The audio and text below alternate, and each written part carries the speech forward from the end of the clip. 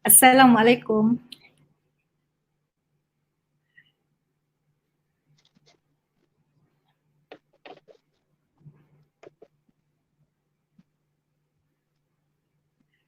Assalamualaikum warahmatullahi taala wabarakatuh.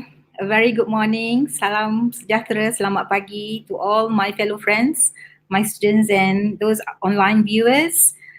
Alhamdulillah, hari ini, pagi ini kita akan bersama-sama lagi ke udara ya, secara live dari Facebook Universiti Malaysia Kelantan Rasmi, dan kita akan mengguna dua bahasa ya dalam konteks Sembang Santai ya, and this online chatting. Bersama-sama kita hari ini ya, Mr. Myocho kan. Hello, good morning. Selamat pagi, selamat pagi Prof, morning. Yeah, how are you? Very good, thank you.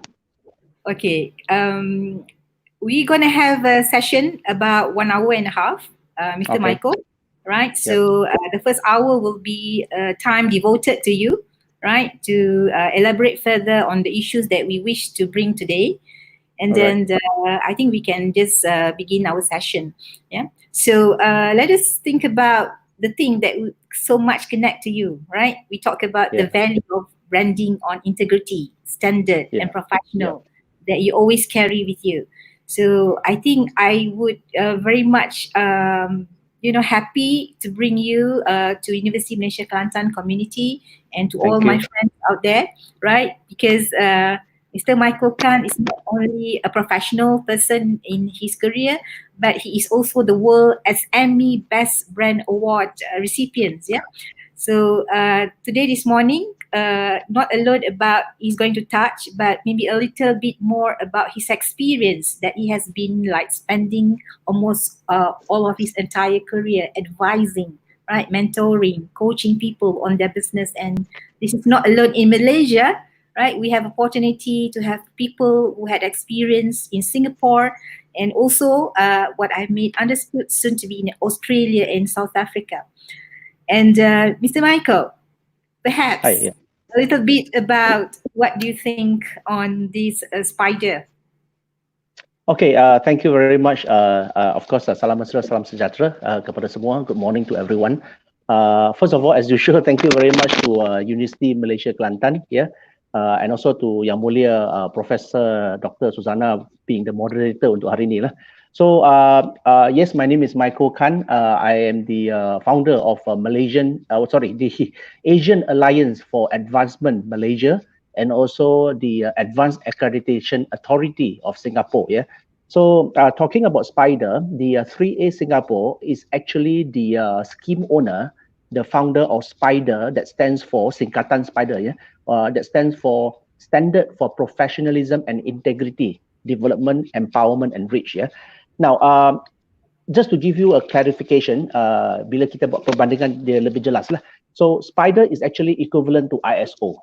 Kalau kita bincang tentang ISO is a international standard for systems and products. But for some time, I was thinking, what can we do? Pasal apa, I have been in training and development coaching for 20 over years. So the next level I was thinking is, what can I do? So then I found out a vacuum, ada satu gap. So that is where we don't have an international standard per se for human resource. Memang tak ada. So we have national standard in US, in other countries, but international standard per se equivalent to ISO memang tak ada.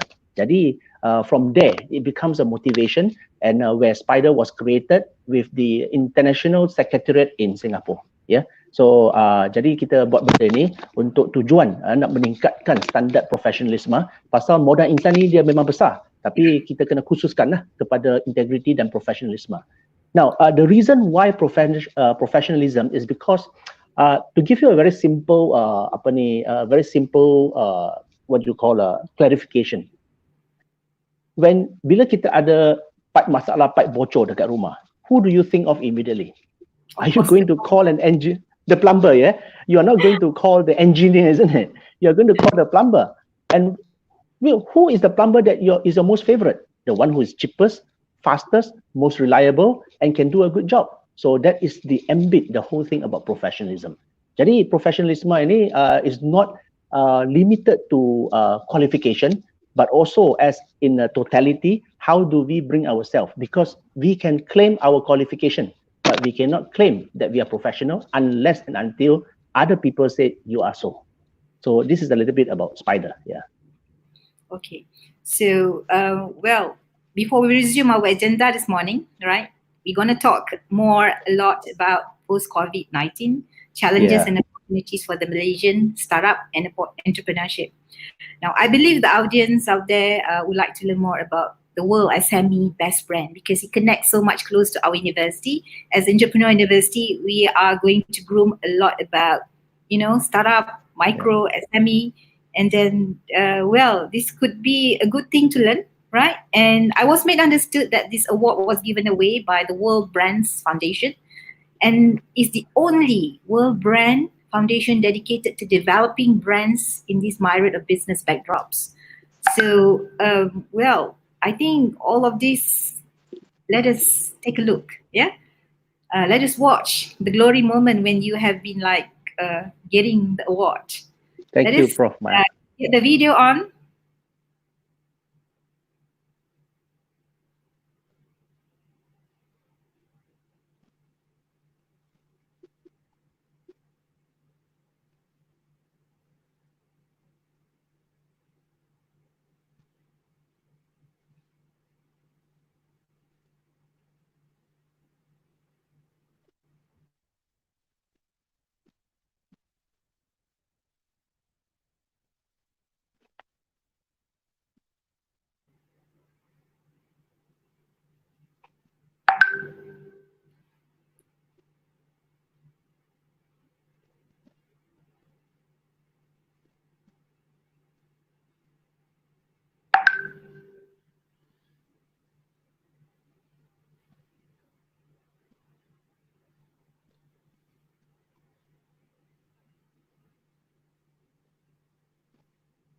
We should be able to get more about the video. I think the audio is having a little technicality problems.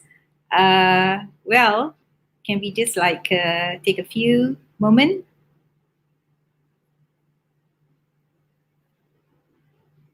While waiting the video to move on, right? Maybe we can just taking a little attention about why is actually this subject is so important. I think almost every business is trying to look into the possibility of survival, right? I hope the technical people will alert me once the audio is working, then we can resume with the video again. Yeah.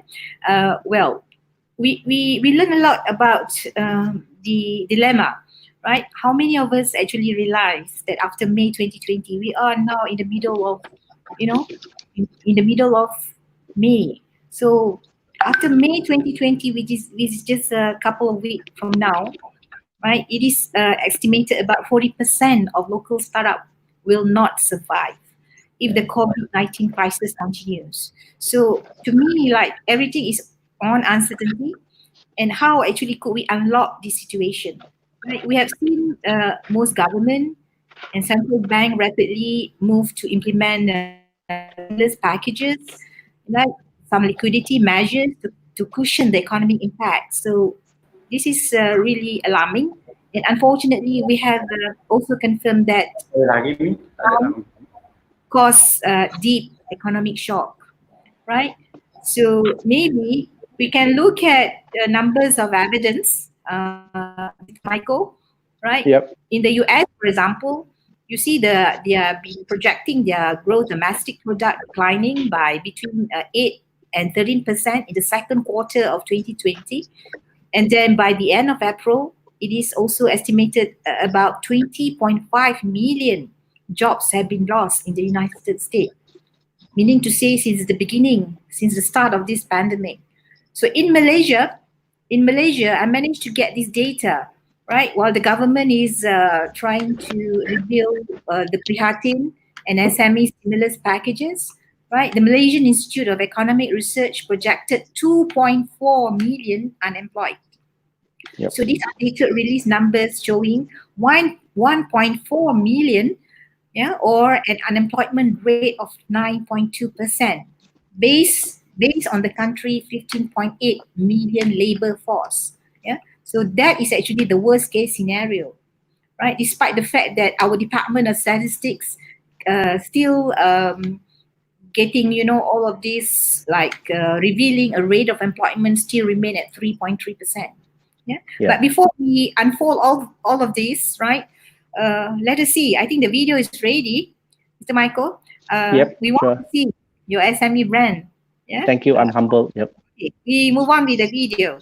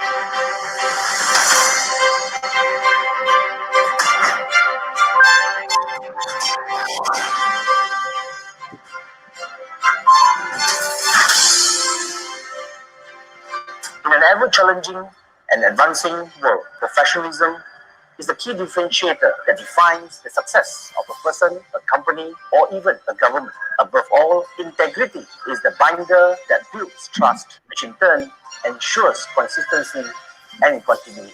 While moral is self-sacrifice for ourselves, integrity is about self-sacrifice for others. Moral is about self. Integrity is about the larger humanity.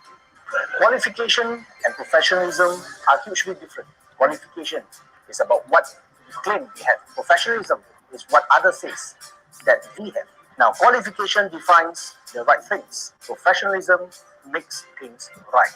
Between professionalism and qualification is the right act. As a man is not judged by the degree he has, but by the degree of his integrity. Act right, be the professional today.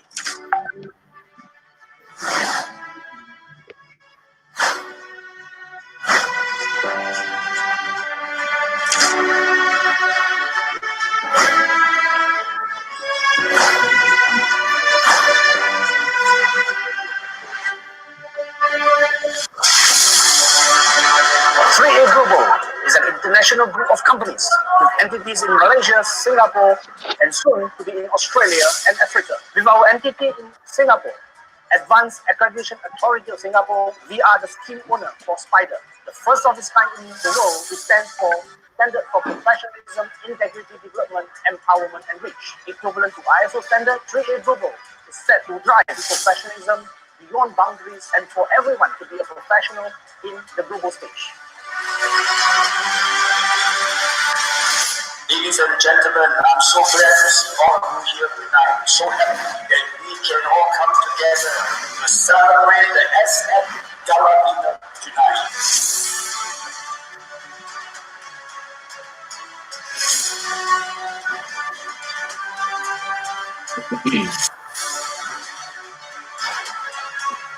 The theme for tonight is, what does it take to be what? To be the brand, just like the theme says. Strive to thrive for your brand success. Success never comes easy. You have to keep on striving and thrive until you succeed. We now present the SME Brand Champion of the Decade Awards. We present Mr. Myocho.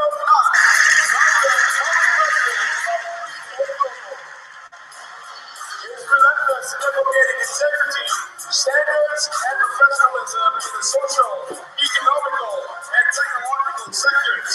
He sets up numerous boards and NGOs and its most sought after mentor, coach, trainer, and executive. I'm very thankful to receive this award tonight, the Grand Laureate Award, in recognition of my dedication towards integrity and professionalism for no less than 20 to 30 years. All this while, this will not be successful if it's not because of the shaping of integrity and professionalism since very young from my grandparents, my families and my relatives, my parents and all involved. Thank you to all my colleagues as well. My good friend, Dr. Denise Lim, my mentor and advisor, Mr. Yap Kim Chong, and many more. Regardless of whoever they are, thank you very much for making this successful. I will live the standard of integrity and professionalism.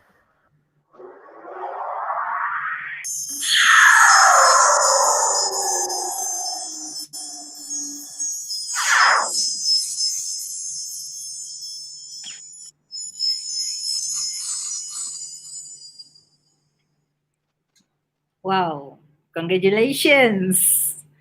That's Thank really you again. inspiring. Thank you Okay. again. Now we've seen like a lot of things. I think is a good exposure for our graduates here to learn about this brand, because it's not easy actually to build a brand, and what more to get, the award, in this beautiful moment. Now we back to our agenda, Michael. Yep. Okay, the importance of startup, right? And the small medium enterprises, like whatever we have in our country. Now we talk about the economic development and their presence, towards whatever they can give in terms of impact on the economic development definitely cannot be disputed. So we have to learn also some successful nation, right, may have a strong pool of successful SMEs. Then form the foundation of their economy. At the same time, many global brands were once SMEs and they were once startup, right? So we can see that SME are the gems of tomorrow and have exponential potential to be the future brand leaders. And I think a lot we need to learn from you, and is a good start for you to maybe share, before we move on the coronavirus global pandemic impact on the startup. Yeah.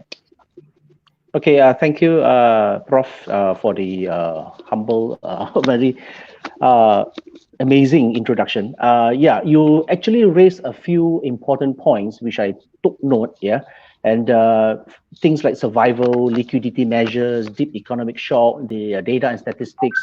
Of course, there are so many data and statistics around, and then we have to look into what makes sense and what is the most easily comprehensible, understandable in our context, especially. Yeah. Now, of course, the whole thing revolves around startup, and I believe in startup companies we have to start it right. Masa dulu, I mean, during those days when we were young, we don't have this word or terminology called startup. You want to do a business, you just do it. You just what you call put your ware outside your house if you need to, or in the dekat tepi jalan ke mana-mana. Then you just do your business. Then you grow from there. But today, I think I believe the generation has been very lucky, because they have all sorts of support, technical support, financial support from so many different agencies. If you really list it down and you do some homework, I can tell you Malaysia is a very wealthy and prosperous country. Why? Because there are so many support, so many funding that you can get in whatever form. Yeah. So this is for startup. So I would associate startup with another keyword called start it right. So I think it's very important to start things right, because sometimes we are too broad. We are brought by the flow of fads, trends, and so many things that we forgot to start on the right foundation and the basis. Okay. Now, on the startup, touching on that, I believe the one very important things that we must remember is to start our mindset right. That is very important. Now, during the time of COVID right now, whether it's a startup or existing company, the mindset now is, if you ask me, generally everybody is panic. They are panicked. They are uncertain of the future. Despite so much information around, they are panicked, and human nature is very, very, very funny. They just like to look at the negative things, all right, and then they start to get panicked, and they get lost themselves. Now, that's why I mentioned the starting point is very important. If we are panicked and we are uncertain about the future, more so we need to plan. The more uncertain is the future, the more we need to plan. Because in any good or professional management, you need to plan what are the things that you can control easily and areas that you can control. Therefore, what are the risks that you think you might get into? You know, I can understand a lot of people say the more we learn, the more risk adverse we are. Those who are less learned, like Form 3, Form 5, or Level 3, Secondary 3, Secondary 5 school leavers, they have less what you call less learned. They take all the risks and they become very successful. Yes and no, depending on how you look at it. Yeah. So that is why to start up right, few things I need to share with everyone. First of the most important sharing that I'm going to share is that our mindset now, we should not. Yes, we must be risk averse, no doubt. Yeah, we must be careful. We must be prudent. We must be conservative. Yes, no doubt. But our mindset must understand that we are now all not in a recession. Now, everybody knows a recession means what? A recession basically means a continuous and steady, widespread, broad base, diminishing or reduction in productivity, prices, and demand. Yeah, continually basically means what? Over 2 quarters. That means 6 months. So that qualifies you to say that, oh, we are under recession. But I heard a lot of people saying that, oh, we are under recession, which I believe is not. Because we are only under what we call the crisis, the economic crisis, where it can be corrected. And when you talk about correcting, I believe COVID-19 is a crisis corrector. It corrects the way we used to do things, whether personally with the family, or socially with friends, or business economically, environmentally. I believe, looking at the bright side, the COVID-19 is a corrector. Yeah. So I would say that we are in an economic crisis. Why crisis? Because we simply can't move. I wouldn't say we are in a recession. I mean, ask ourselves again, what do you call it? The price of roti canai, the price of our breakfast, our nasi lemak, has it gone down? No, it hasn't gone down. In fact, some of the prices, for example, essential goods, the prices of essential goods that you need to import due to more expensive, logistic cost, it actually goes up. And there are demand for that. So the current situation we are in now is actually human cannot move. Understandably, why? Because we cannot move, economic activities drop, and therefore the the economy tends to be slow, or even negative growth as we look at it. So this is the very first important thing that we have to understand. Now, I look at COVID-19 positively. I mean, in this world, everything exists for a reason. Same goes to COVID-19. It exists for a reason. And like I mentioned earlier, COVID-19 is actually a crisis corrector. It corrects, it redefines the way we live, how we spend our life, which I mentioned just now, personally, family, and so on. And this actually opens up new opportunity. Dia membuka ruang baru. Now, a lot of people would say that a lot of business closing down, retrenchment going on, things like that. I believe that, I know it's bad. People are losing job. Like Prof, just now you mentioned, US is losing a lot of job. Malaysia, unemployment rate is getting higher. But there are always two sides of a coin. Business closing down may not be a bad thing. There are many reasons for business to close down. Remember those days, I think, if I'm not mistaken, 2014, if I'm not mistaken, where GST was first introduced, a lot of business closed down as well.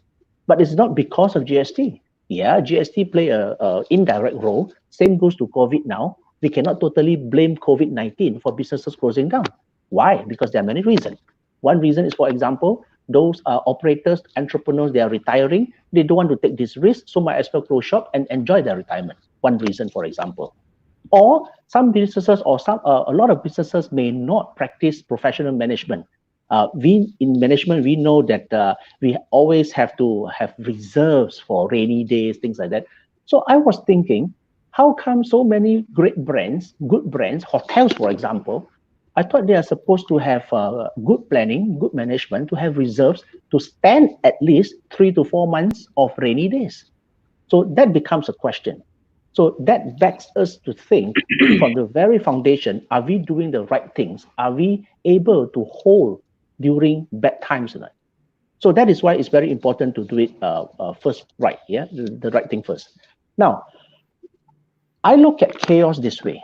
We are in chaos actually, yeah. I like to play with abbreviations and things like that. Chaos, C-H-A-O-S. Now, the key survival factors in chaotic time, I would fall back to this very simple model. CHAOS. Number one, cash flow. Cash flow, very important. I haven't gone into startup yet because for you to have a startup or you are already in business, cash is still the king. You like it or not, cash is still the king. Cash flow is very important. Preserve cash flow. Avoid luxury. Go for the necessities. Practice conservatism. Be prudent in whatever we do. Yeah. Some of you may know that I have also sat in different bodies and also agencies, especially last time, those days, used to be in one of the Jawatan Kuasa in CIDB that the disbursed grant, yeah. So, or other agencies as well. I'm not saying particularly in CIDB, but other agencies as well. So I came across people who have received grant, and the grant money was spent on other things. For example, expensive capex, buying expensive machineries, things like that, hoping that they can go big. But don't forget, you are still at the startup, at the very infancy stage. So why are we tying up our money funds into unproductive matters? So cash flow is very important. Now, if you do your cash flow right, then you will have this something called next H, holding power. The longer you hold, the longer you can survive in any crisis. Now, of course, we cannot just living in a survival mode. Like I always tell other people, during crisis, yes, we are in a survival mode. But how many of us really thought of, and observe how come tycoons, rich men become rich? I mean, did we really study their background, their history, the story behind it when they become rich? And very often, if you realize, they become rich, their turning point, their first pot of gold is during chaotic time. Yeah, I give you a very simple example. What you call a property guy by the name Lee Kasim. He is the tycoon in Hong Kong. He owns more than half of Hong Kong anyway. But how come he did that? How can he be so successful? Is it just because of normal transaction, buy and sell properties? No, it was because during the Japanese occupation, a lot of people fled Hong Kong and they need cash to run away. So what happened? He stayed on. He stayed on and bought property at the cheap price. So what I'm trying to share with you is when you have cash and you have holding power, the third thing you need to do is advance. You need to advance at the right time. You cannot just sit there as a sitting duck. This is something to do with later on. I also need to share a little bit about what you call opening up the economy slowly, the transition, post-COVID and things like that. Somehow or other, we have to move on. We cannot just sit there, survive and wait like a sitting duck. So with that, for us to advance, you need to go to the next model, the next tip I would say, opportunity. Look for opportunity. There are always two sides of a coin. Yeah, somebody can do doesn't mean that you cannot do. Yeah. So like I mentioned just now, the more business closing, I mean on the positive side, I'm not saying that businesses should close. The more businesses are closing, the more opportunity, the more room that we have for new startup to emerge. Why not? And finally, of course, be the salvage, be the savior.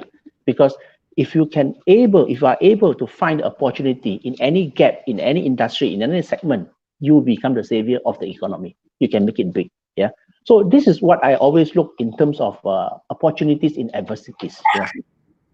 Now, startup, yes, very important. And at this point of time, I need to, like Prof, you mentioned, we also need to look into the reality. The reality today is we are in a time of distress, and the reality today is about COVID-19.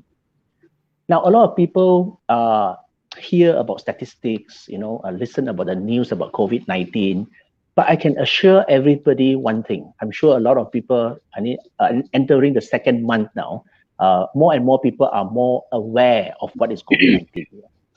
So let me share with everybody, COVID-19 is here to stay. There is no such thing that there is no more COVID-19. Tomorrow you wake up, okay, no more COVID-19, no such thing. It is here to stay. And it will stay here to stay for at least a few years. It will be part of the new norm. Now, if everybody were talking about vaccine, there are some viral news, from which country will come up with a vaccine by October or September this year, in a couple of months. But those in the medical fraternity, they understand that the vaccine will only emerge, will only be in the market fastest within at least 2-3 years. It will not come so soon. I mean, let's consider this. SARS outbreak in what you call 2002, 2004, remember? So until today, there's no vaccine. So how sure are we that we will have vaccine for COVID-19? So please don't be a sitting duck. We have to move on. Time is needed to create a vaccine because of clinical trials, the priority of application, then the distribution, the manufacturing, so many things to do before you really see the first vaccine. Yeah. So, and then the other thing that, of course, there are some write-up, as a startup or as an entrepreneur, we really need to look into the macro, the information of everything. Yeah. Now, the other thing about COVID-19 outbreak is, if you realize the outbreak of COVID-19, this is not what you call affirmative. The outbreak of COVID-19 is actually happening 17 degree to 50 degree latitude north. Malaysia, very blessed, is situated at about 4 degree north, meaning that we are blessed with a natural preventive measure. Yeah. So, but this point, of course, we have to understand why there are no people talking about this. We should not be worried, things like that. Of course, nobody dare to claim this. Otherwise, everybody will become lackadaisical. They don't care. And of course, that in turn becomes the spread, the infection, the cause of infection. Yeah. So this is also another thing that we need to consider. Why or should we be so panicked and doing nothing? Yeah. All right. So these are some of the important things that, we have to understand. And to arrest COVID-19, we must look into, everybody was saying, we must look into flattening the curve. This is the interesting technical word. We have to flatten the curve. But please don't forget, we are not here to flatten the economy. Yeah, we want to flatten the curve of COVID-19, not flatten the economy. Yeah. So to flatten the curve of COVID-19, we need to control, restrict the movement of people, but not control, restrict the movement of economy. So sometimes I believe a lot of things that we do, the outcome, the priority is very much, I wouldn't say wrong, but I dare not say wrong, but very much different. Yeah. So we lose focus. Now, some people may also argue, COVID-19, if you kena means you get infected, then you will die. You will not be revived, but economy can be revived. But the economists will understand it's not so easy. The economy is like a car battery. This analogy I have to explain, because if you understand this analogy, then you understand very well how does the economy works. The economy is like a car battery. It needs to run so that the power, the battery continue to be active. Now, if you don't start the engine for some time, then the battery will first weaken first. Idle for too long, then the battery will go flat. Now, imagine when battery go flat, what do? You have to change battery. So an economy that goes flat will be very difficult to resuscitate. Trust me. And if it goes beyond 2 quarters or 6 months, which I mentioned earlier, then we are categorized under recession, which means it will be worst. The currency will drop, the reserve, everything will be affected. That will be worst. So now, for now, I believe that we are still in a very good path of recovery. Yeah. Now, statistically, I know everybody has been looking at the statistics, MOH statistic as at 15th of May, 15th of May is 6,855 cases, yeah, death 102. Guess what? Dengue, WHO reported as at 18 April, which is 1 month earlier, 18 April, Malaysia registered 37,701 cases, which is more than 5 times. Of course, it takes about 5 to 14 days to cure. It's more than 5 times. Why are not worried about that? Smokers, of course, dengue, you can say that it's not infectious, but don't forget, COVID-19 is human-to-human infection. Dengue is infected by what you call the malaria, the mosquito. How about smoking then? Smoking, death due to smoking is more than 20,000 annually in Malaysia. Death due to smoking. I've not calculated, I'm not talking about second-hand smokers. Now, if we are so worried, don't misunderstand me. I don't say that we should not worry about COVID-19. If we are so worried about smoking, because smoking create 20,000 deaths every year, then all the secondhand smokers should wear masks, isn't it? Why don't you see people wearing masks in front of other smokers? Don't you feel it's an irony? So that is why all these things involves our mindset.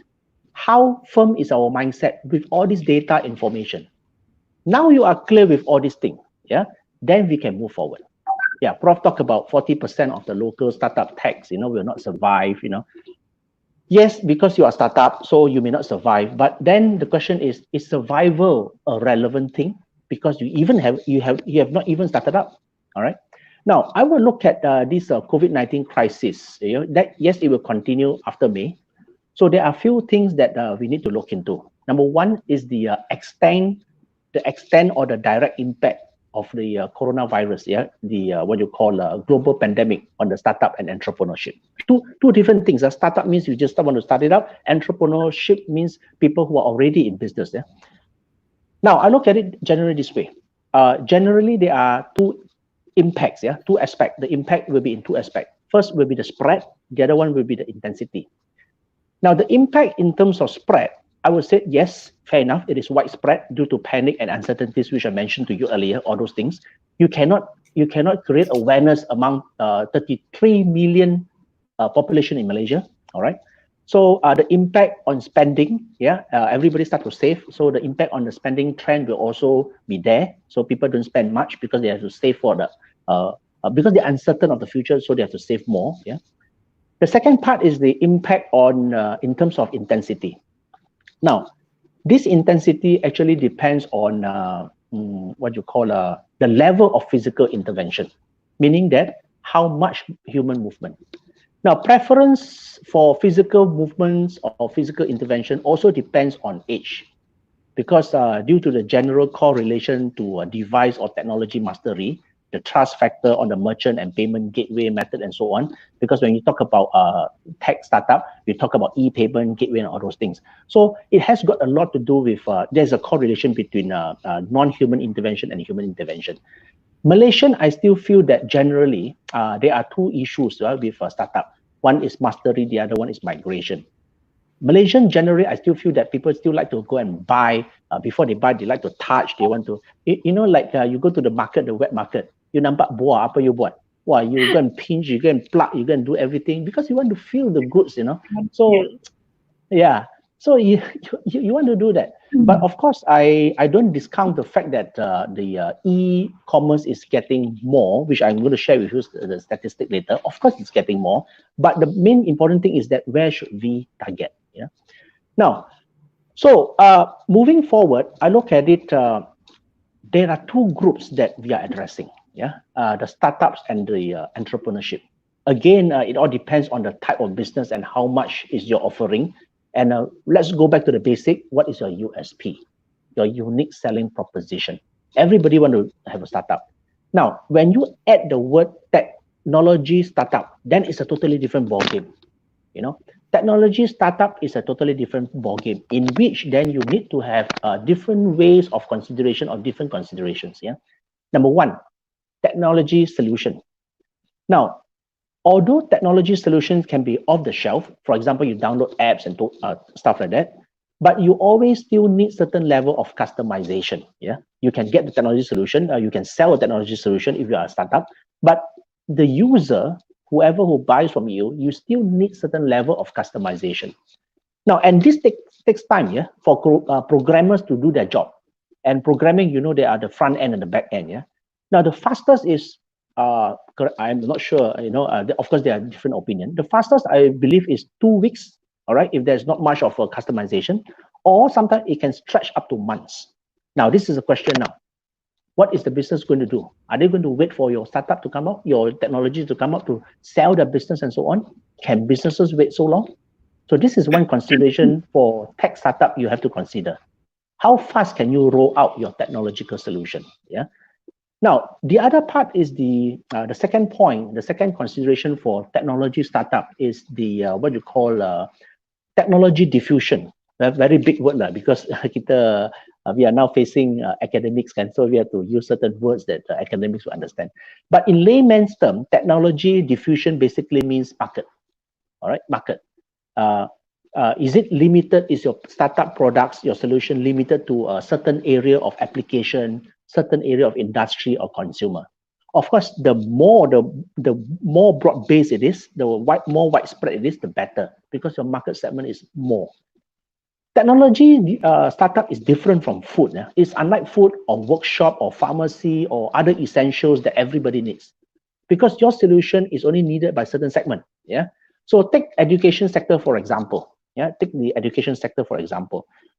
Because of COVID-19, I'm talking about schools. Because of COVID-19, some schools, of course, all the while they have been doing education through the physical engagement. Yeah, not very much online. Suddenly, we want to migrate to online. I tell you, they take about 1 to 2 months to do that, because first of all, they have to start to relearn and unlearn and relearn everything from scratch. Then they talk about the availability of equipment and devices. Then they talk about the connectivity, the bandwidth that they have at home or at the, what you call, the other ends, the audience place side. So all this must come together. Yeah. So again, what I'm trying to share with you in this second consideration is, for technological startup, these are the things you have to look into. Yeah. And we have to be clear. Point number 3 for technological startup. Point number 3 is that we have to be clear that a technology is an enabler. It is not a driver. It enables whatever we create. Yeah? It enables speed and the span. One is the speed, how fast you go. One is the span of connectivity, how broad can you cover. Yeah, in a very seamless, accurate, integrated, and of course, secure and reliable way. Now, if we take away the word technology and break down into the 4 elements, we talk about startup, then we look at the critical success factors of a business. Any business, if you are in the startup, is the same thing applies. If you are not in startup or technology, the same thing applies as well. What is applying? What I call the driver. Now, technology is an enabler, but who is the driver? Human. Human is the driver. Ingenuity is always the key.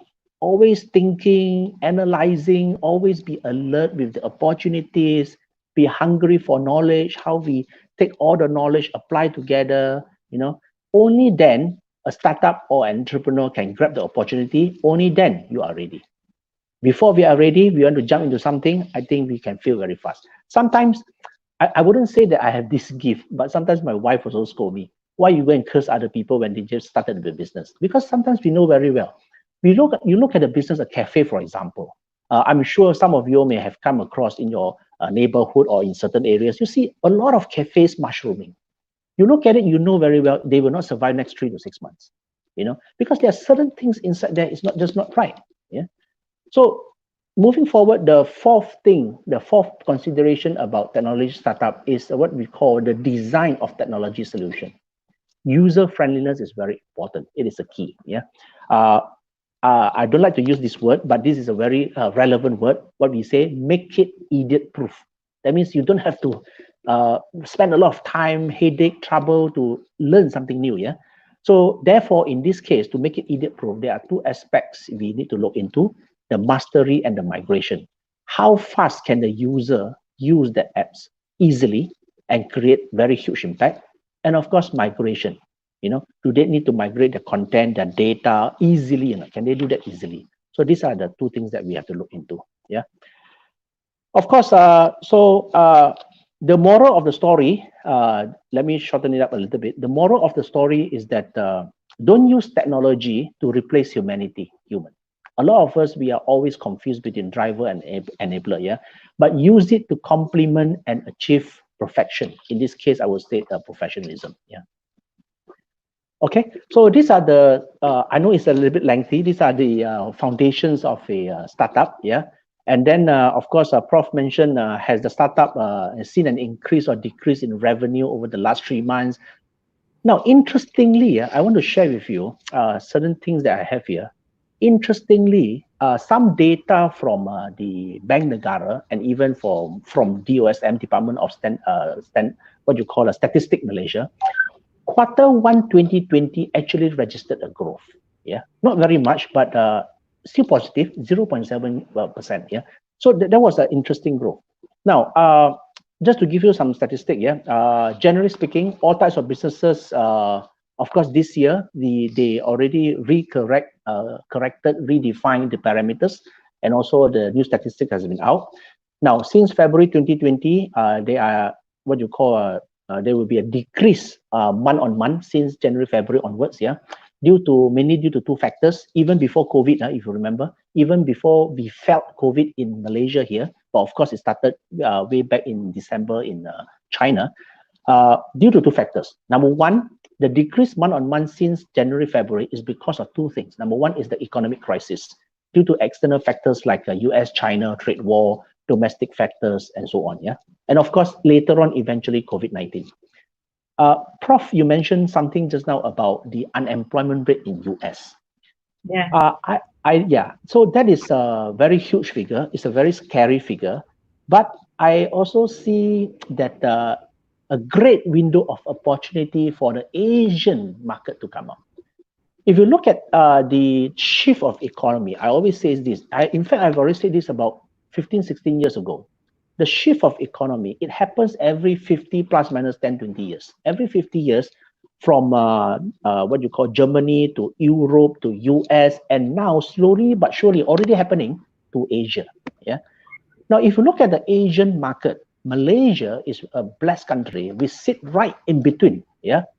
In a Southeast Asia position. We sit in Asia, right in between, nearest to the equator. No time difference. We do whatever we want to do 24/7. We are the most hardworking people in the whole world. So Malaysia is a blessed country, and we sit in the what you call most populous region in the world. You combine Indonesia, India, and China, you get the mess. Now, this is where the spending power comes from. Yeah. So that is why I always believe that the shift is towards here now, and sometimes I call it the NUSA, the new USA. New USA as in a new United States of Asia. You combine them together, it is very powerful. So looking at this, all right, then I would say that it presents a better hope, yeah, a better future where the economy will go. Yeah. Forget about those geopolitical issues and stuff like that. Yeah. But the fact is this: we need population, we need people to make economy, to create economy. That's the point. Yeah. Now in Malaysia, private consumption continue to grow. Interestingly, Malaysia, I like the fact that of course now we feel it. Then we feel that we are a little bit cushioned, albeit to some misunderstanding or what you call misunderstanding of facts and figures. Private consumption in Malaysia actually grow, at a lower pace, at 7.6% in 2019 compared to 8% in 2018. Yeah, and of course in the longer term, we're looking at 7%. Now, private consumption means what? Service sectors. Yeah. Now, and interestingly, private consumption accounts for nearly 60% of the GDP last year. Yeah, this year we haven't finished yet, so we forget about this year. Now, in fact, BNN, Bank Negara Malaysia, projected between, we are talking about 2020, what you call data. We are projected between -2%, we talk about GDP growth, -2% to 0.5% growth. Although I understand, I know that IMF is more, I'm not sure where they get the data because I've not scrutinized that yet, not go deep into that yet. But IMF was more optimistic. It projects about, if I'm not mistaken, 1.9% growth this year in Malaysia from the original 4%, 3% plus 4%, and 9% in next year. So that is an interesting fact. So I believe that all this gives hope. And why this projection? I believe that there is a valid ground for this projection because Malaysia is more of a closed economy. When I say closed economy, means we are a protected economy. Most of the liquidity, I believe, is still in the country. If you remember, we have a lot of stalled mega project and stuff like that. We are unlike Singapore, where we have a huge international global risk exposure, where a lot of money are invested in other countries, things like that. So these are the important things. And you talk about SME. Yes, SME is a very important thing. But by the way, how much time have I got? I've gone for 15 minutes. Yeah. Yes, you have 6 30 minutes actually, and another half an hour for our Q&A. Okay, all right. So because so many things to share, So sometimes for trainers we get excited. Yeah. For trainers, sometimes we get excited. Yeah. So you see, you look at the data. Sometimes I feel, wow, that is marvelous. Business establishments which is categorized under SME in Malaysia. Imagine what 98.5%. So which I believe that we are on the right track. Those days we talk about huge consortium. Yeah. We talk about synergy. Certain companies, like Sandabi, they combine so many kind of businesses into one. Rajaya Group, so many businesses into one. Those are the days. Yeah. But if you realize the trend is towards microlization. Yeah. The trend is towards microlization and intangibilities. Those days are all tangibilities. Now the properties, the intellectual properties is the king, is the way forward. Yeah. So when I talk about microlization, it basically means also consistent with the new era, the millennials and so on. Everybody wants to be the boss. I don't know how many of you realize this. Nowadays I come across so many countless cases where employees will resign before they even get a job. So I was thinking, how can they survive? So this is the trend that we are looking at. They want the freedom. They want their way to survive. And this brings about something, what I would say, microlization. Doesn't mean that not having a job is unemployed, no. So they will, as long as they have their way of income, then they are employed in one way or another. Freelancers, for example, doesn't matter, yeah. So if you look at the total employment market in what you call in terms of GDP employment, it stands about 65%. Yeah, 65% under SME. So I would say SME is very important. Yes, you are right. And in terms of service sector, now service sector 89.2%. Yeah. So imagine 89.2%, almost 90% of the GDP is based on service sector. All kinds of services and micro products. Manufacturing, construction, agriculture, mining and quarrying, those are balanced about the 10%. Yeah. So this is the impact of SME. Now, knowing the impact now we reflect back on the current crisis. What are we doing? Are we on the right track or not on the right track in the current crisis of COVID-19? How much of the economy has been open? Of course, bearing in mind we have to flatten the COVID-19 curve. How much have we been doing? Yeah. So this is something that we need to look into. Yeah. Now, of course, a lot of people will always say, too early to open up the economy, too early to have movement. But it depends on individual. Yeah. Like I said earlier, our economy or any economy per se is like a battery. If it dies, then it's difficult to jumpstart. Now, for the economy at large, Prof, you mentioned about Prihatin. I totally agree with Prihatin because the first Prihatin stimulus package is a very valid and proper way to what you call, I would say, the trigger an economy. Why? Because if you notice, the first Prihatin is targeted at the people, the root cause. Now, those who are B40 and below, for example, B40, yeah, so they need this money. When the Prihatin, the subsidies or whatever money or grants or allowance reaches them, what do you think they will do with the money? Of course, they will spend it off. Why? Because they already don't have enough to spend. So, of course, they will spend it off.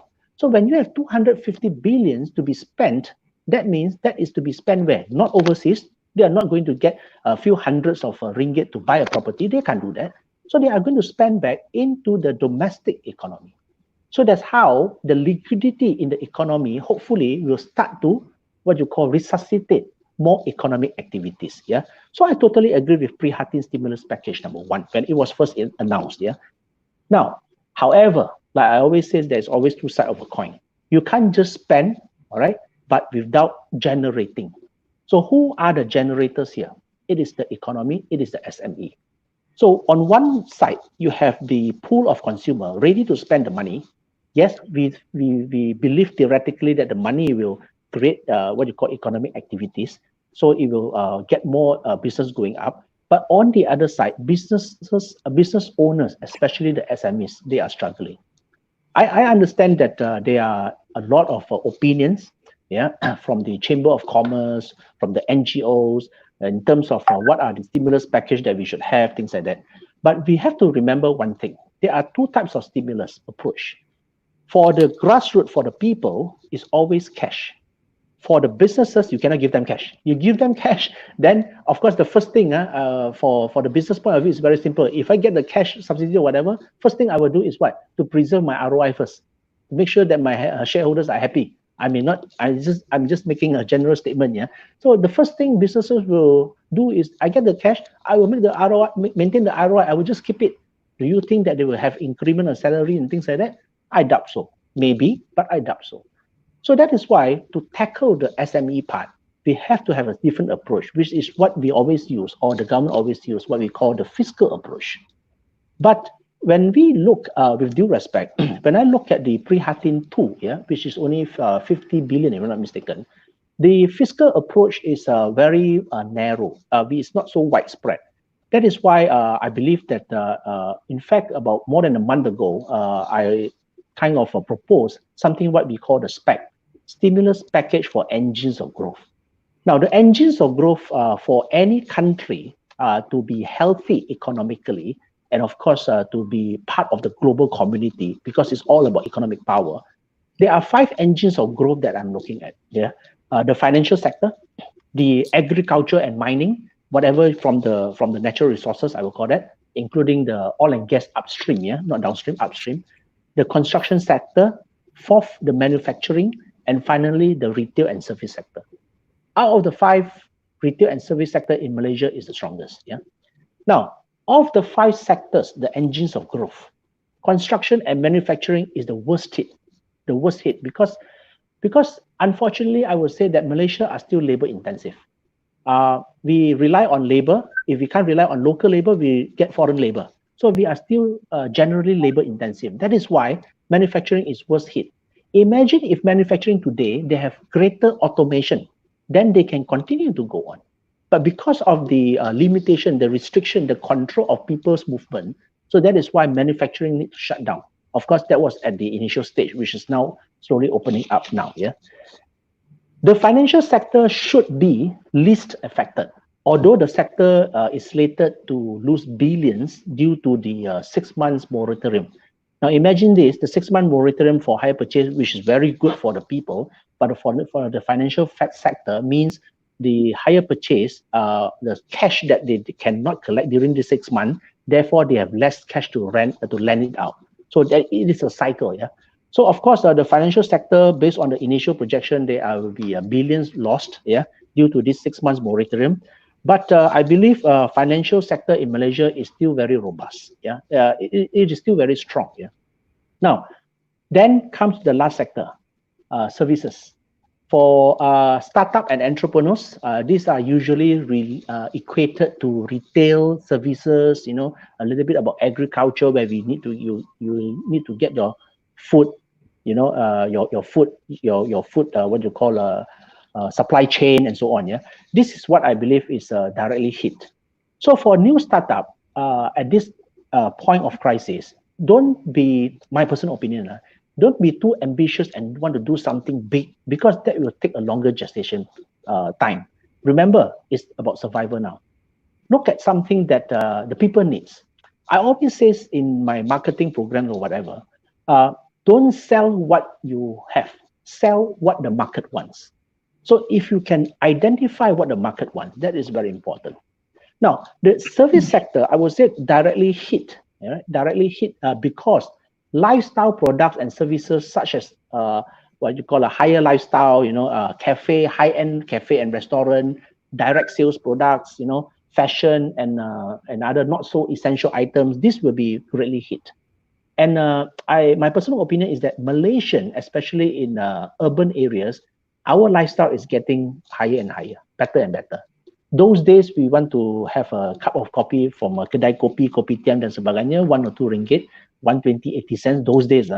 Today, people spend on Starbucks coffee bean, 10, 15, 20 ringgit with no feel. So it's just very normal. So with that, I believe lifestyle has already gone up quite tremendously. And it is because of this, and because of this lifestyle that has gone up, and it is because that we have restriction of movement, nobody can go out and enjoy lifestyle anymore. This segment has been greatly affected. And don't forget, tourism is almost wiped out. Yeah. So these are the few things that we have to look into. Yeah. Now, indirectly, consumer of these sectors are employed from the earlier sectors which I mentioned earlier, such as automotive, manufacturing. Imagine that, more and more people are retrenched, their spending are less, things like that. Of course, it will somehow or rather affect the SME sector as well. Now, looking into the whole picture, then the next question is, where is the pain points? Where is the pinpoints that we should correct? Yeah. So this is what happened when we talk about the stimulus package. Yeah.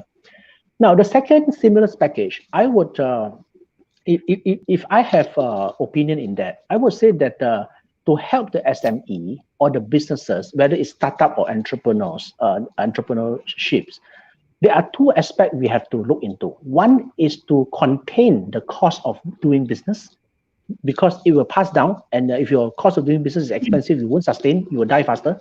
The other is to add value to your business. Yeah.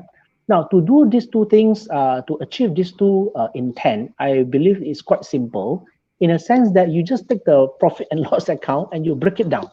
So you look at which part, the cost item and value item, that you can improve. That's where we need to work on. Yeah. So to improve also means we need the support from the government to help the SME to be able to survive longer. And when I say survive longer, if you look at it, the trend, the transition we are entering now in May, after Raya in June, I always tell my people that May is a revival month. Either you break it or you lose it. You make it or you lose it. Yeah. Because if you don't catch the opportunity in the month of May, come June, July onwards, you lose the steam and other people will take over. Why? Because June, July onwards, more and more economic activities will become more active. Yeah, more countries lockdown will be open and stuff like that. Movement of goods will start to be revived. Yeah. So now back to the survival mode. What are the things that can support the SME? Number one, I found out that I don't have the statistic, but I noticed that some entrepreneurs, especially the conservative entrepreneurs, they are very much into properties, because properties give them the value appreciation over a long time. Of course, they like to buy properties. And if you realize one thing in KL, urban areas, for example, we don't have that much of population, but how come whenever there is a launch of a new property, it will be snapped up, taken up quickly? And then when these properties are being sold, then you will notice that the whole condominium or the whole commercial area was not so, the take-up rate is not that high. The occupancy rate is not that high. So how come people still have money to buy? Then it falls back to one, that we have a lot of conservative investors. They look for the long term, they buy the properties. Now, this is what I call the unproductive properties. In time of crisis, the unproductive properties will be the worst hit. Because for those who have holding power, fine. For those who have no holding power, following the flow that, buying property is good, so everybody going to buy property. And when it comes into crisis mode now, they can't, finance their loans. So this is where the problem starts. Now, for the financial sector, it's always two sides of a coin. I'm not saying bad or cursing people who can't repay their loan, but I feel there is a good point in it.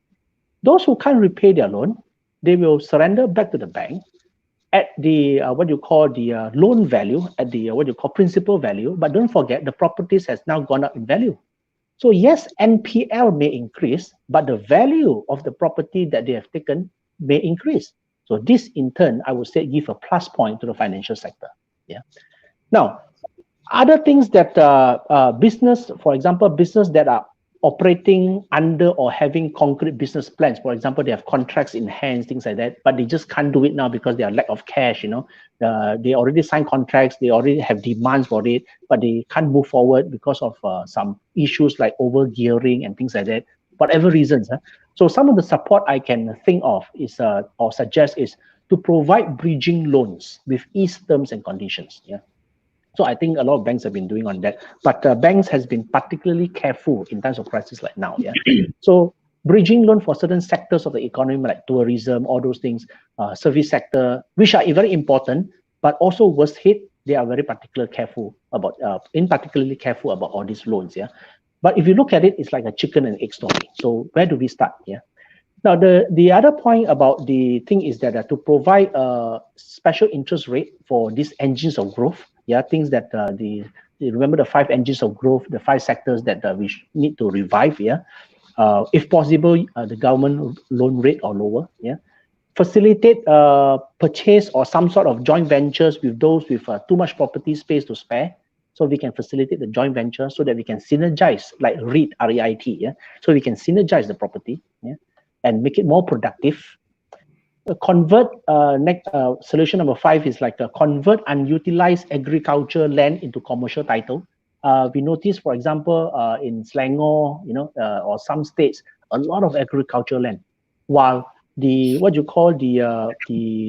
commercial land has been more or less taken up, but the agricultural land, they are not, are not converted. So that can provide some hiccups, yeah. And of course, if property expansion is not possible, we can also allow 1.5 months deduction of all rental within 3 to 6 months, So I think these are the things that which is going on here. So other things, for example, that, other proposals will also include allowing 50% depreciation at back, because, when we calculate our tax payable, depreciation is one big thing, but don't forget, during time of crisis like lockdown now, not a lockdown actually, MCO, movement control order, a lot of these assets are not utilized. So we will appreciate that the SMEs are given a 50% depreciation at back, so that their books will not be in the red, and that means their company can survive with, especially those who are listed and so on. Yeah, set a threshold for additional tax exemption on general insurance for assets. Yeah, contributing to generating economic activities. You can also look at double deduction on interest portion for the moratorium period, and many more. Yeah. So I wouldn't want to read everything here, but I would say the fiscal policies can be a lot. Yeah, a lot of ways to look into. Yeah. So yeah, I think I have to kind of pull my break now here. So that I hope it answers your questions. Yeah. Yeah. Well, I would very much concern about the opportunity that the startup can, get themselves into. And then part of the things that you have discussed just now is all touching a lot about COVID-19 relief measures, right? So that somehow help to lead the situation where it can ease of doing business, among those startup. But in this difficult time, I was like trying to relate our conversation today on the part of our policy, of our policy, because we talk a lot about post COVID-19.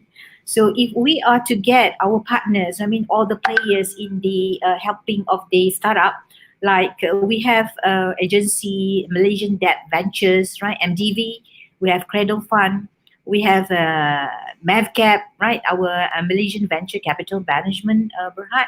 So all of this is actually should be able to now coming up with a good combination of policy, in a way that, for one matters, when we talk about corporate law, for example, how could that help in terms of this documentation, lodging of our document, written statement, and holding board members meeting and whatsoever?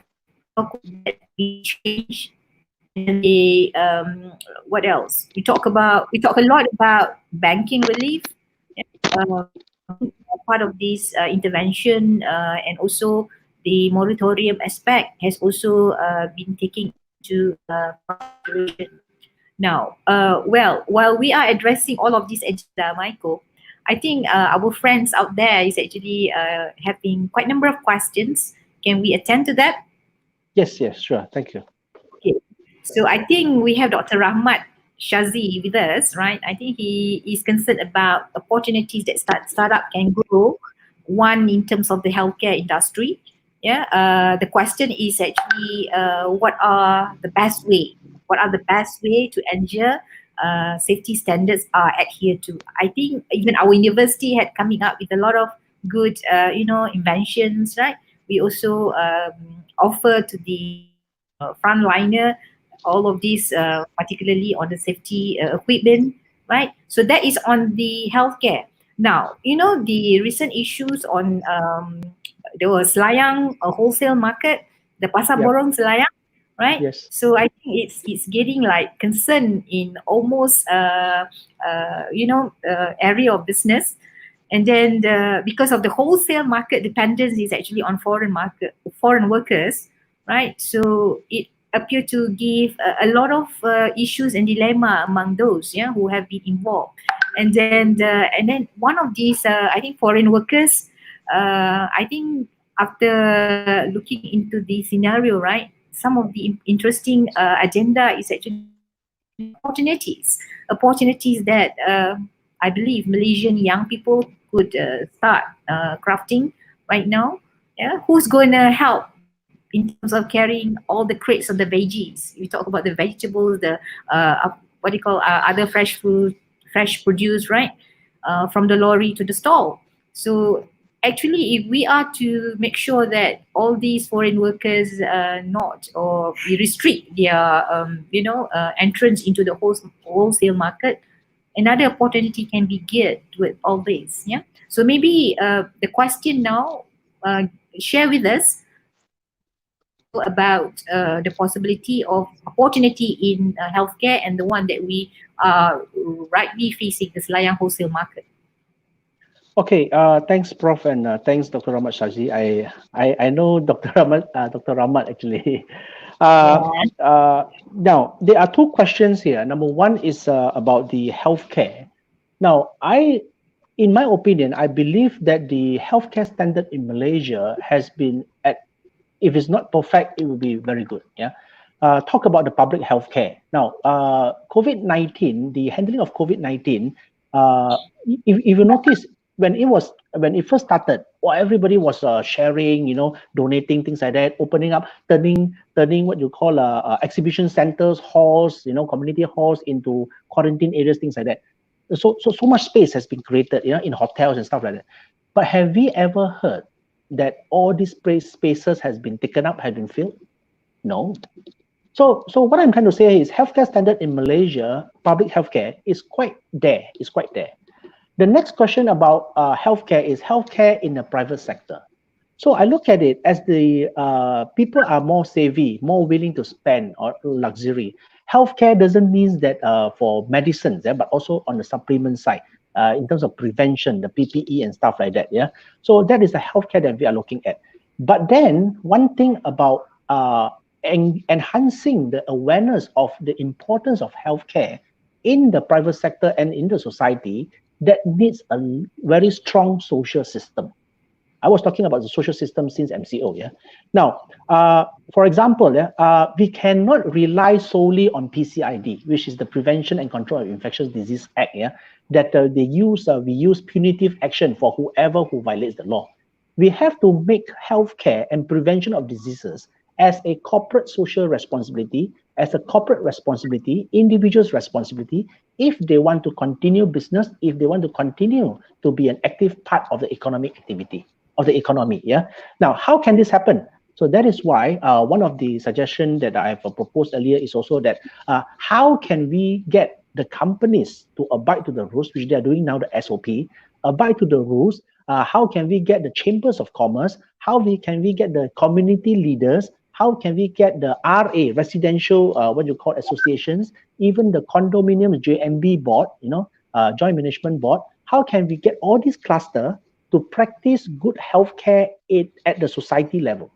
Because we cannot keep on relying on the authorities, the PDRM, the military, the MOH, the doctors, to maintain healthcare on our behalf. We have to, the community, the people have to take charge of that. So to do that, we have to cascade down that responsibility to this cluster, which I mentioned earlier. Now, with that awareness, then only more people see the awareness, more people see the importance, then only you open up the market segment for healthcare products. There are plenty of healthcare products anyway. So I know me involved in MINDS, Invention and Design Society, and also ITEX. Every year we see so many new inventions, so many new innovations. So this is the time that we can, we can put them into test. For example, we see automatic dispenser using pedal dispenser. So new innovation. So this is the time that we can, share it out to the community. Now, the second question in terms of the Selayang case. Now, this is something also that we have raised quite early, that the cluster of the B40 and those who are unfortunate, that means they don't have the income power to spend on expensive healthcare, PPE and so on, are those at the what you call the foreign workers, with due respect, the foreign workers, because Malaysian are also foreign workers in other country. By the way, in Singapore, most of the infectious detection is also within the foreign workers cluster as well. Same goes to many other countries. So in Malaysia, the foreign workers are those unfortunate people who they cannot afford. Their place of living, if you go there, is out, totally out, not to the basic standard. Yeah. Then you talk about veggie supply team. Yeah. So these are the areas that we have to look into: the foreign workers, the PPR, the pusat perumahan, rakyat, all those things. This area we have to mobilize more people to ensure that the healthcare, basic healthcare, is there. We are talking about prevention, like good, what you call a hygiene, good personal practices, social distancing, and things like that. Yeah. Now, the sub question that you mentioned just now on the veggie supply. Yes, in fact, I have seen many, what you call online selling of seafood. They have a bidding process. Then they have they send by e-ordering from Selayang straight to the house or to the school or to certain satellite pickup areas or points. So it is already there. But please don't forget, like I mentioned earlier, technology is just an enabler. It just connects the stakeholders along the supply chain. At the end of the day, we still need to physically move the product, in this case, the vegetables or whatever essentials, from Selayang, from the wholesaler to other satellite points. So this is something that what I'm trying to say, no longer what you call done by the foreign workers, but that's where the Malaysians can look into these gaps, where it creates more job opportunity. The movement of goods is very important. Whatever technology you have, the goods, the cargo doesn't move by itself. You need people to move it. So this is also another areas of employment that I'm trying to share. Yeah, okay. Prof, back to you. Right. Now we have approximately like how many minutes? Not so much. Not as 7 minutes. Right. I have two more interesting questions here, Michael. One student and one from our professor. Right. The student, I think, is kind of like very much worried about the unemployment. I think because they are about to graduate, right? So there could be a lot of things they need to prepare in terms of employment opportunities. One, and well, we can't really make a good suggestion to avoid from being unemployed, right? Because that's depend on so many much contexts. And then secondly, the one from our friend, about hospitality and tourism industries. We know that both industries appear to highly getting affected.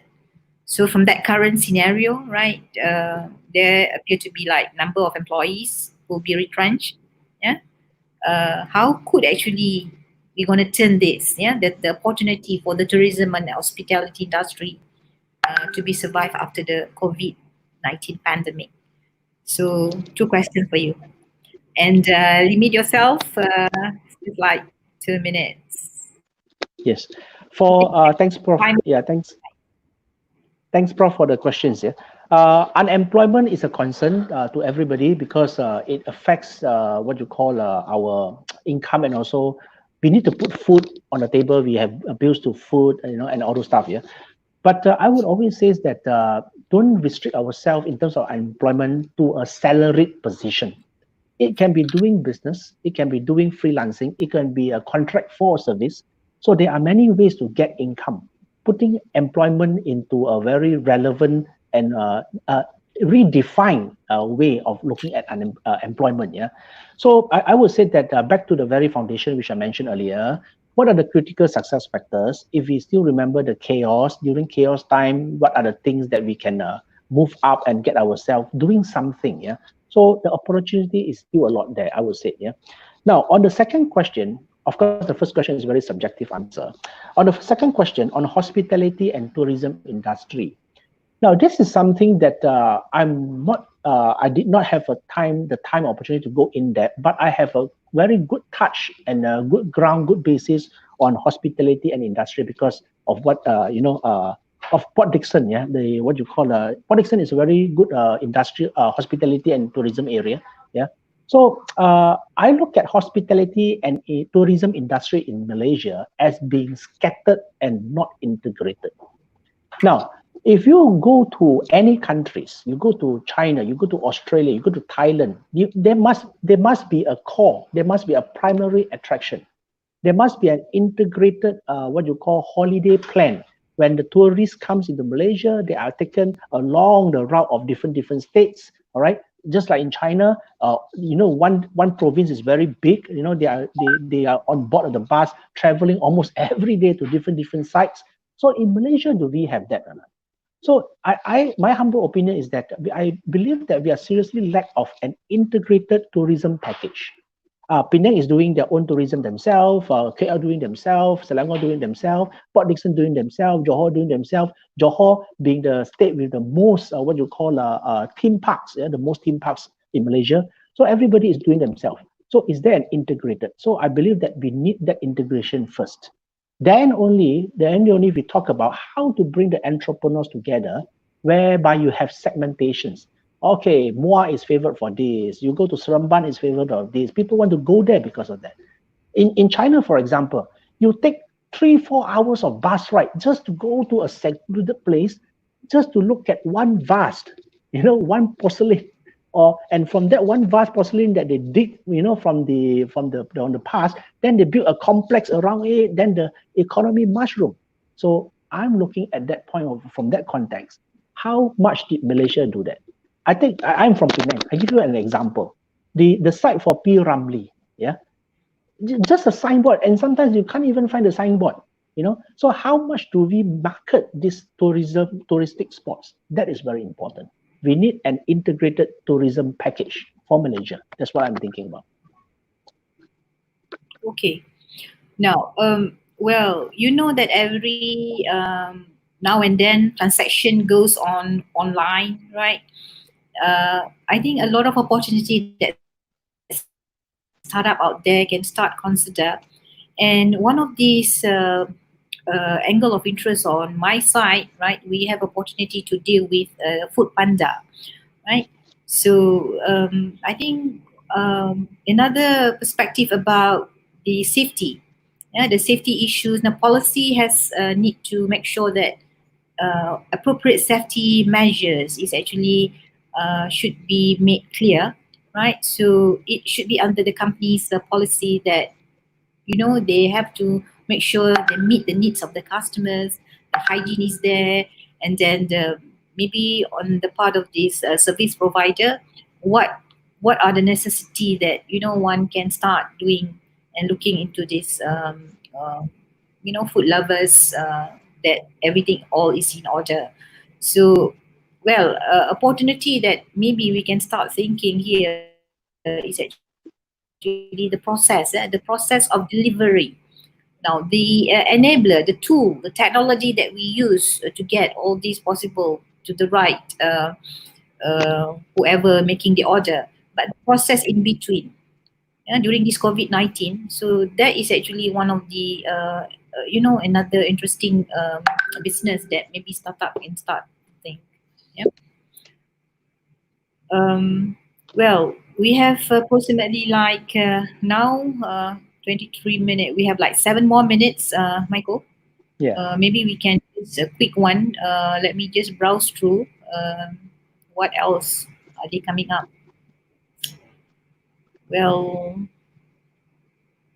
let me just see.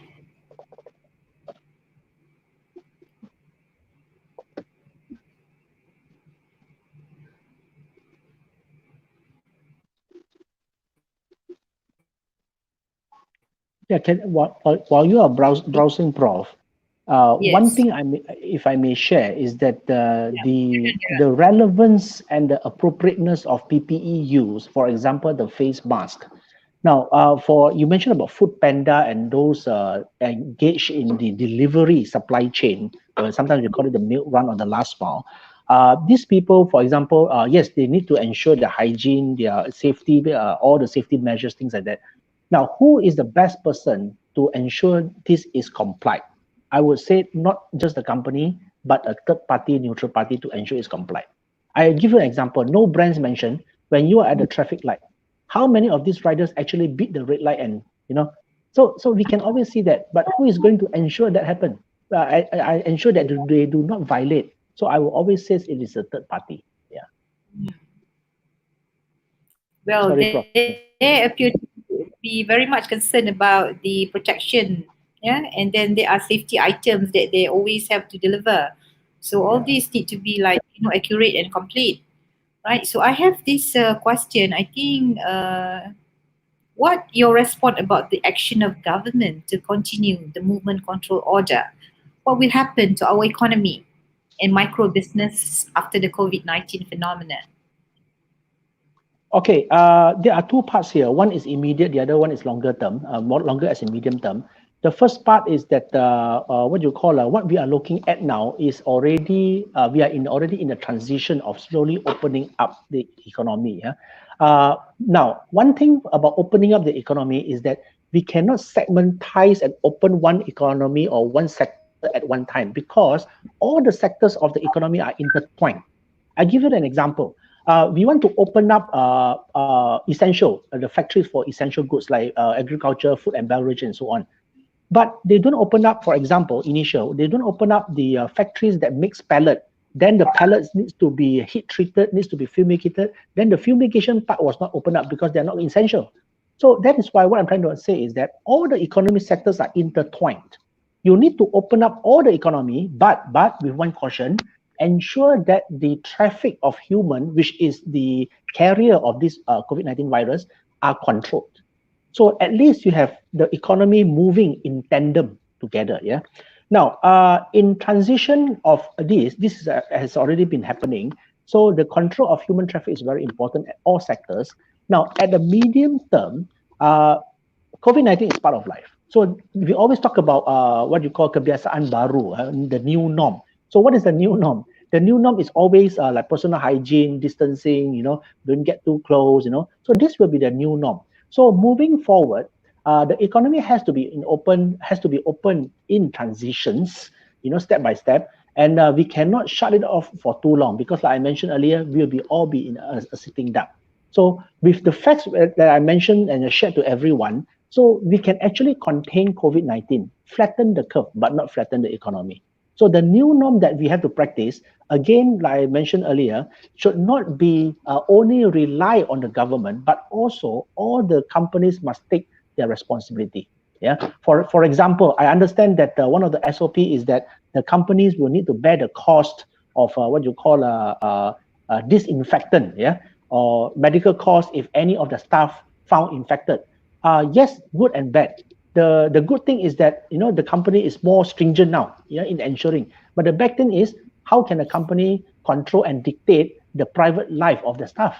So that is also another issue. So a lot of things have to be fine-tuned, and make sure that the new norm, the new culture has to be in place.